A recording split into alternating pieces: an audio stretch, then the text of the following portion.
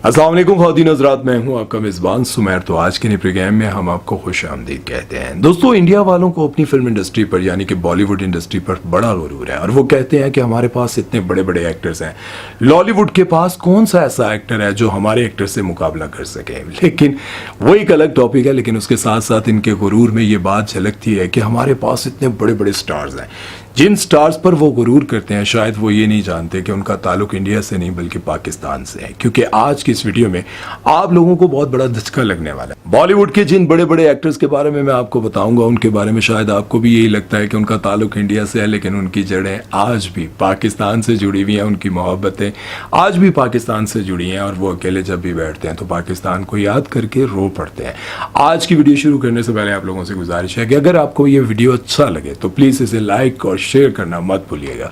तो चलिए वीडियो शुरू करते हैं। दोस्तों, सबसे पहले हम बॉलीवुड के एक ऐसे एक्टर के बारे में बात करेंगे जिसके मुकाबले में आज तक कोई दूसरा नहीं आ सका। उनके हेयर स्टाइल से लेकर वॉक, उनकी हाइट, उनका देखना, उनका बात करना बहुत ही कमाल का है। नाम है उनका संजय दत्त। सबको लगता है कि संजय दत्त इंडियन है, लेकिन ये जानकर आप हैरान होंगे कि संजय दत्त का ताल्लुक पाकिस्तान से है। संजय दत्त के वालिद पाकिस्तान के शहर जेहलम में पैदा हुए और वो बताते हैं कि मेरे वालिद अक्सर पाकिस्तान जाया करते थे और पाकिस्तान से बहुत मोहब्बत करते थे और अक्सर अपने आबाई शहर को याद करके रो पड़ते थे। और जब मैं छोटा था और उस वक्त जब भी वो पाकिस्तान जाते तो मुझे अपने साथ लेकर जाते। पाकिस्तान आए तो मोइन अख्तर को उन्होंने बड़ा जबरदस्त इंटरव्यू दिया और एक बार संजय दत्त बताते हैं कि मैं बहुत बड़ा हीरो बन चुका था, बहुत मेरी हाइप थी, हर जगह लोग मुझे पसंद कर रहे थे।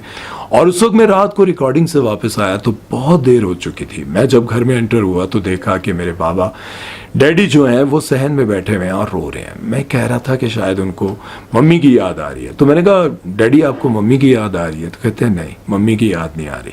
तो मैंने कहा, तबीयत तो ठीक है? कहते हैं हाँ, तबीयत ठीक है। लेकिन मैंने उनके पास बैठकर बहुत देर बात करने के बाद जब मैंने उनसे पूछा कि आखिर आप रो क्यों रहे थे, तो कहते हैं मैंने अपने मुल्क पाकिस्तान की याद आ रही है, अपने शहर की याद आ रही है। आपने भी संजय दत्त को बहुत सारी फिल्मों में देखा, लेकिन आप ये बताएं कि आपको उनकी कौन सी फिल्म सबसे ज्यादा पसंद आई और आपने उनको किस किरदार में सबसे ज्यादा पसंद किया?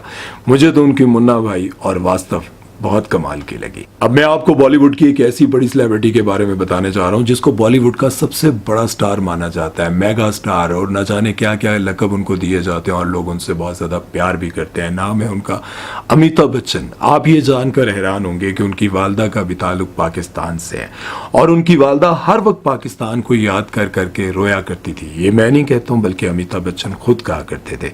इसलिए अमिताभ बच्चन को भी पाकिस्तान से बहुत लगाव और मोहब्बत है और वो खुद अपने मुंह से कहते रहते हैं कि जब भी मेरे पास टाइम होता है तो मैं पाकिस्तानी सीरियल देखता हूं और उनको देखकर बड़ा एंजॉय करता हूं। अब कभी पाकिस्तान और इंडिया के हालात बेहतर हुए तो आप खुद ही देखेंगे, जब कोई इंटरव्यू आएगा तो अमिताभ बच्चन पाकिस्तान के हवाले से क्या कहते हैं। और अगर आपने अमिताभ बच्चन को बहुत सारे प्रोग्राम्स, फिल्मों और हर जगह पर देखा तो आप ये बताएं कि आपको उनकी कौन सी फिल्म सबसे ज्यादा अच्छी लगी। उनके बुढ़ापे में जो आई फिल्म बागबान, वो मुझे बहुत अच्छी लगी। आपका इस बारे में क्या कहना है कमेंट सेक्शन में जरूर बताइएगा। और अब मैं बात करूंगा एक ऐसी एक्ट्रेस के बारे में जिन्होंने बड़ा काम किया। लोग उनको इंडियन समझते हैं, लोग समझते हैं कि इनके वालिद ये सब इंडियन थे, लेकिन ये जानकर आप हैरान होंगे कि उनके वालिद एक पाकिस्तानी मुसलमान थे। नाम है उस एक्ट्रेस का तब्बू। तब्बू के वालिद एक पाकिस्तानी एक्टर थे, बेशुमार फिल्मों में काम किया और फिल्मों में काम करते करते एक इंडियन एक्ट्रेस के साथ, एक इंडियन लड़की के साथ उनको मोहब्बत हो जाती है। मोहब्बत के बाद वो शादी कर लेते हैं और शादी करने के बाद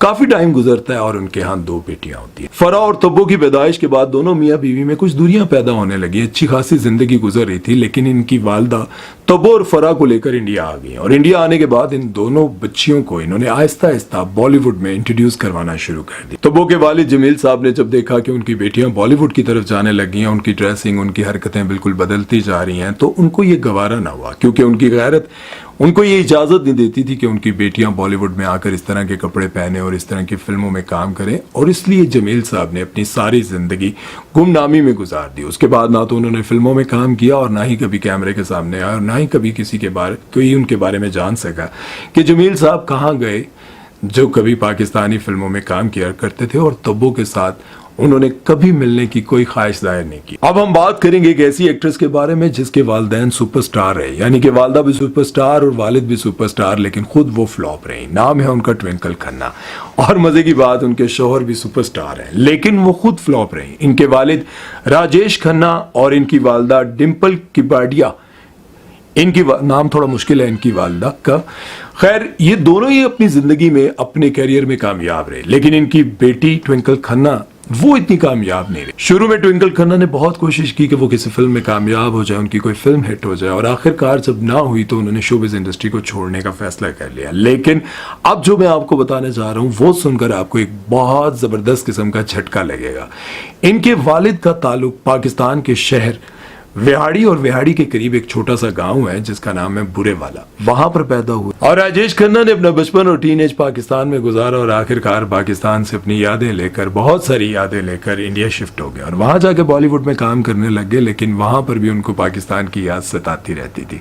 इस तरह से ट्विंकल खन्ना और अक्षय कुमार भी पाकिस्तानी ही है, क्योंकि जाहिर है चलो दोस्तों, अब हम बात करेंगे शाहरुख खान के बारे में। शाहरुख खान के बारे में बॉलीवुड यानी कि भारत वाले कहते हैं कि हमारे पास तो इतना बड़ा स्टार है बॉलीवुड का शाहरुख खान, लेकिन वो ये नहीं जानते कि उनका ताल्लुक पाकिस्तान से है। क्यों परेशान हो रहे हो? अभी मैं आपको सबूतों और गवाहों के साथ बताता हूं। शाहरुख खान के वालिद मीर ताज मोहम्मद पाकिस्तान के सूबे खैबर पख्तूनख्वा के शहर पेशावर में पैदा हुए। बाद में वो अपने बच्चों को लेकर इंडिया चले गए और आज भी पाकिस्तान के शहर पेशावर में उनका आबाई घर मौजूद है, जहां पर शाहरुख खान खुफिया तौर पर कई बार आए और कई बार रहकर जा चुके हैं। और यहाँ पर उनके दर्जनों रिश्तेदार हैं जो शाहरुख खान के साथ वक्त गुजार चुके हैं। हामिद मीर से जब उनकी मुलाकात हुई पाकिस्तान में तो उन्होंने कहा कि मैं अपनी रूट्स को बिल्कुल नहीं भूलना चाहता है, इसलिए मैं पाकिस्तान आता हूँ और यहाँ पर वक्त गुजारता हूँ।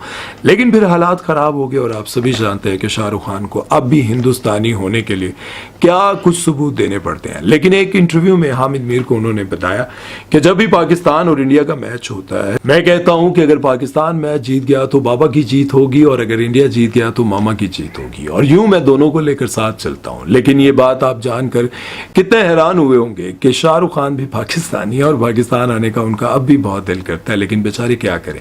आप सभी ये बात बहुत अच्छे से जानते हैं कि वहां पर रहने के लिए, अभी पिछले दिनों की बात है जब सैफ अली खान ने बताया कि उनसे जब किसी ने पूछा एक इंटरव्यू में कि आपको यहाँ पर रहते हुए मुसलमान होने के नाते, बल्कि उन्होंने कहा कि यूएसए में जब आप जाते हैं, यूएसए जाते हैं तो वहाँ पर मुसलमान होने के नाते आपको क्या फेस करना पड़ता है। उन्होंने कहा वहाँ की क्या बात है, यहाँ पर मुसलमान होने के नाते जब आपको कोई फ्लैट खरीदना पड़ता है तो वो आपको फ्लैट नहीं बेचते। मैंने अपना एक घर लेना था, मैंने उनको एक अच्छी ऑफर भी दी, लेकिन उन्होंने कहा कि हम मुसलमानों को घर नहीं बेचते। यहाँ पर रहते हुए, मुझे भारत में रहते हुए ये सब कुछ फेस करना पड़ता है, यूएसए तो बहुत दूर की बात है। और आप सब इस बात से अंदाजा लगा सकते हैं कि कितनी परेशानियां होती हैं वहां पर, किस तरह से जबरदस्ती जय श्री राम और इस तरह से बुलवाया जाता है, लेकिन कभी किसी मुसलमान ने कभी किसी को जबरदस्ती कलमा पढ़वाया नहीं।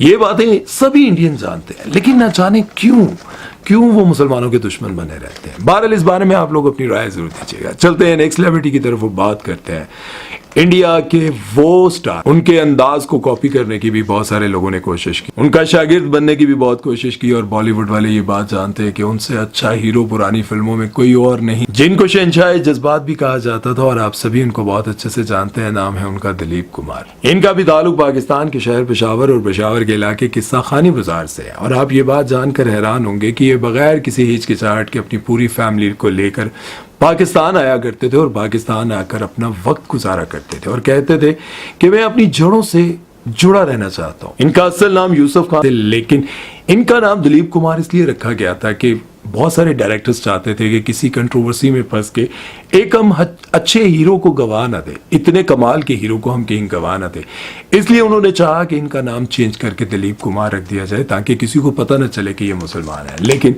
ये छुप नहीं सकता था। और जैसा कि मैं आपको पहले ही बता चुका हूं कि संजय दत्त के वालिद सुनील दत्त पाकिस्तान आया करते थे और पाकिस्तान आकर उन्होंने मोइन अख्तर को एक बहुत जबरदस्त इंटरव्यू भी दिया था। वो इंटरव्यू यूसुफ खान यानी कि दिलीप कुमार और सुनील दत्त ने इकट्ठे दिया था और बड़ा कमाल का इंटरव्यू था।